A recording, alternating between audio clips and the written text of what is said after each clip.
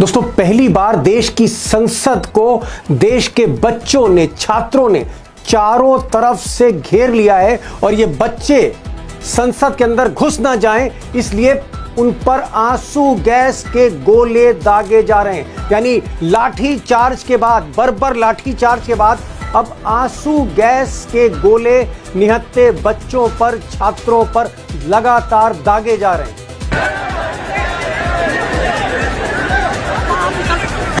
अब इस वीडियो में आप देख सकते हैं कि सामने जहां आपको अशोक की लाट दिख रही, यही संसद भवन है। इस वक्त मोदी, शाह, उनकी पूरी कैबिनेट संसद में है। मोदी शाह की मीटिंग चल रही है और बाकी विपक्षी सांसद भी हैं। और सामने आप देख रहे हैं, ठीक बगल में रेल भवन है, कृषि भवन है।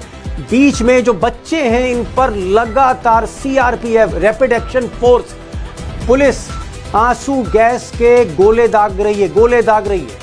और संसद के अंदर जहां मोदी की सारी कैबिनेट बैठी है, सांसद बैठे, वहां घबराहट का आलम यह है कि ये जो सिक्योरिटी गार्ड आपको दिख रहे हैं, कमांडो दिख रहे हैं काली वर्दी में, ये दौड़ रहे हैं संसद के हर गेट की तरफ। बड़े बड़े लोहे के गेट उनको बंद करने के लिए, और लोहे के गेट इसलिए बंद किए जा रहे हैं, कमांडोज को खड़ा किया जा रहा है, रैपिड एक्शन फोर्स को खड़ा किया जा रहा है कि कोई बच्चा इन लोहे के गेट को लांघ के अंदर ना जाए। बच्चों से डर गए हैं आज मोदी और शाह। और दोस्तों, जो आंसू गैस के गोले रैपिड एक्शन फोर्स या पैरामिलिट्री फोर्स या आर्म्ड पुलिस ये दाग रही है बच्चों पर, मैं सिर्फ इतना कहना चाहूंगा कि अगर बच्चों के पास रुमाल है और आप उनको कम्युनिकेट कर सकते हैं, जो बच्चे वीडियो देख रहे हैं, उनके पेरेंट्स देख रहे हैं, नातेदार देख रहे हैं, रुमाल अपने जेब से निकालिए और इस रुमाल को पानी से भिगो लीजिए, रुमाल को गीला कर लीजिए, या टॉवल आपके पास है, गमछा है या कोई कपड़ा, उसको गीला कर लीजिए और आंखों पर लगा लीजिए। नाक पर मत लगाइए, आंखों पर लगाइए। जो तिलमिलाहट है या जिस तरह से इसका असर है वो बिल्कुल कम हो जाएगा। और एक और डेवलपमेंट हो रहा है, मैं आपको उस पर अपडेट करना चाहूंगा कि तकरीबन 200-250 बसें, बल्कि और ज्यादा हो सकती हैं, ये चारों तरफ बसें खड़ी कर दी हैं पुलिस ने और बच्चों को घसीट कर इन बसों पर बैठाया जा रहा है। एक तरह से पुलिस उनको हिरासत में ले रही है और इनको किसी अज्ञात स्थान पर ले जाया जा रहा है। हालांकि डरने की कोई बात नहीं है, इनको पुलिस लाइन ले जाकर या कहीं ले जाकर बच्चों को डिटेन करेंगे, क्योंकि हर कीमत पर मोदी सरकार इन बच्चों को संसद के आसपास या इंडिया गेट के आसपास या जंतर मंतर के आसपास या शास्त्री भवन, कृषि भवन, रेल भवन के आसपास से हटाना चाहती है। और सच्चाई है कि मोदी खुद अंदर फंस गए, शाह खुद अंदर फंस गए संसद के। डिटेन किया जा रहा है, हमें बड़े लोगों को डिटेन किया जा रहा है, बड़े लिखे लोग हाथ पैर जोड़ रहे थे, हम तो इनके हाथ पैर भी जोड़ रहे थे, फिर भी नहीं मान रहे। और दूसरी तरफ मोदी और अमित शाह की मीटिंग हुई, उसमें जेपी नड्डा जो इस वक्त स्वास्थ्य मंत्री हैं वो भी थे। ये भी बताया जा रहा है कि धर्मेंद्र प्रधान के साथ मीटिंग हुई है अमित शाह की।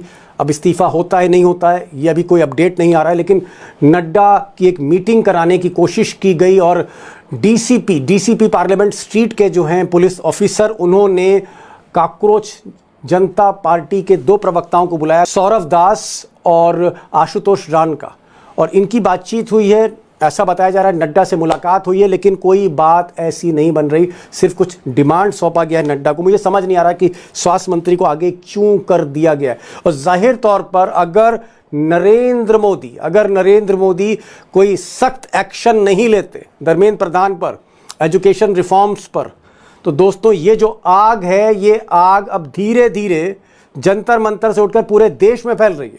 और हमेशा हमें याद रखना चाहिए कि मोदी जी के पास हो सकता है पैरामिलिट्री, आर्मी, पुलिस सब मिला के 60-70 लाख से ज़्यादा नहीं है, लेकिन बच्चे जो हमारे हैं 60 करोड़ से ज़्यादा हैं, ये याद रखिएगा। तो मोदी जी को सख्त एक्शन लेना पड़ेगा और मैं नहीं चाहता कि कोई कन्फ्रंटेशन हो, टकराव हो, नुकसान अपने बच्चों का ही होना है।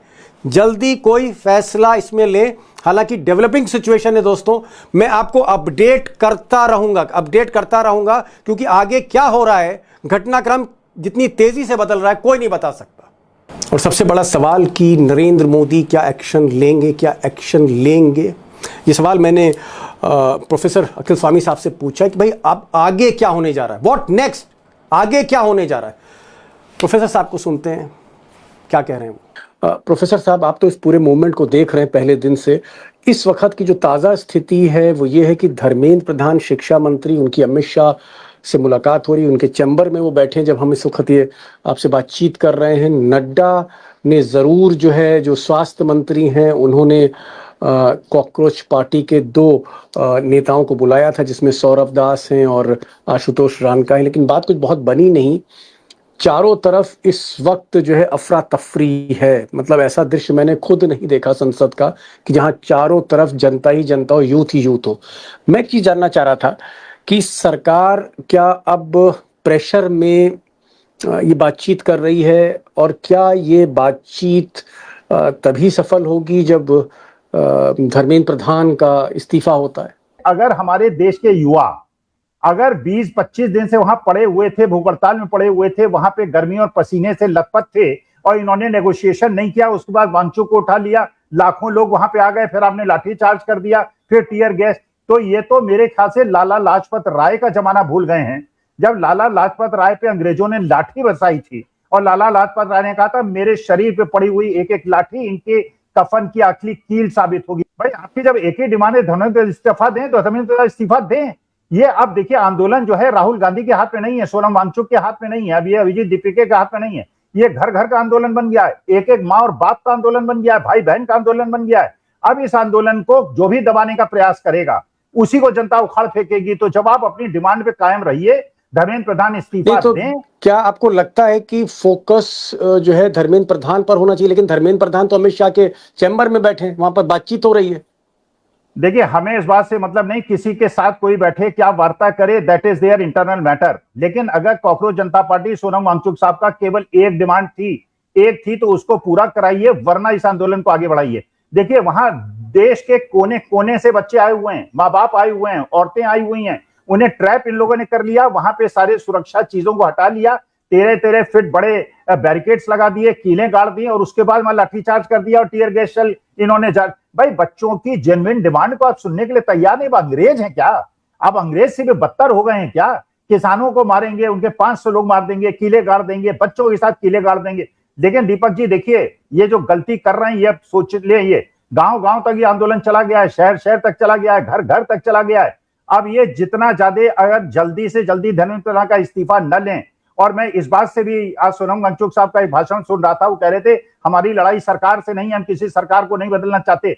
अगर कोई सरकार का एस्टेब्लिशमेंट सड़ जाए और बदबू करने लगे और उसके बिना हटाए हुए आप चेंज नहीं ला सकते, तो उसको हटाना पड़ेगा। ये थोड़ी हम अंग्रेजों से कहते थे हम अंग्रेजों के खिलाफ नहीं लड़ रहे हैं, अंग्रेजों का शासन ठीक है, हम तो अपने कॉज पे लड़ रहे हैं। एक चीज, क्या आपको लगता है कि नरेंद्र मोदी इस वक्त 12 साल में जब से प्रधानमंत्री हैं सबसे बड़े संकट में हैं? क्योंकि पहली बार मैं देख रहा हूं कि संसद के ठीक सामने आंसू गैस के गोले चल रहे हैं। मुझे भी 25 साल हो गया है, बल्कि 26 साल हो गया मैं पार्लियामेंट कवर कर रहा हूं, 26 ईयर्स। संसद के ठीक सामने आंसू गैस के गोले चल रहे हैं और चारों तरफ से संसद घिरी हुई है। क्या आपको लगता है सबसे बड़ा प्रेशर है इस वक्त मोदी पे, और मोदी अगर कार्रवाई नहीं करते तो महंगा पड़ जाएगा इस सरकार को?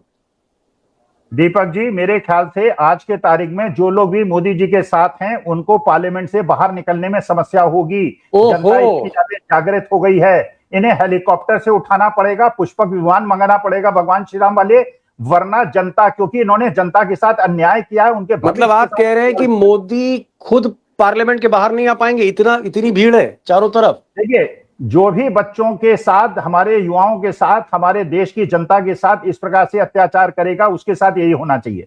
और आपको ये भी पता होगा दीपक जी, आप जंतर मंतर गए कई बार, वहां पे विदेशी मीडिया भी है, विदेशी मीडिया भी देख रहा है किस प्रकार से इन्होंने इसको हैंडल किया। एक छोटी सी डिमांड थी, हमारे देश के युवाओं ने आत्महत्या की थी, 17-18 अच्छे बच्चों ने आत्महत्या की थी, और ये धर्मेंद्र प्रधान ने मान लिया था मेरी गलती हुई, उसके बाद दंडित इनको नहीं किया गया, और उसके बाद मूछे ऐंठ के अपने गद्दी में बैठे हुए हैं और नेगोशिएशन कर रहे हैं, और इधर लाठी चार्ज कर रहे हैं और टीयर गैस चल लगा रहे हैं। देखिए मोदी जी से अभी भी मेरा निवेदन है, देश जो है बड़ा महत्वपूर्ण है, देश की हर चीज बड़ी महत्वपूर्ण है, लेकिन अगर इस प्रकार से बच्चों के कॉज को आपने हैंडल किया, देश में 65% पॉपुलेशन इनकी है, 50 लाख की आपकी आर्मी और ये सब रैपिड एक्शन फोर्स होगी, 140 करोड़ की जनसंख्या है हमारे देश के अंदर।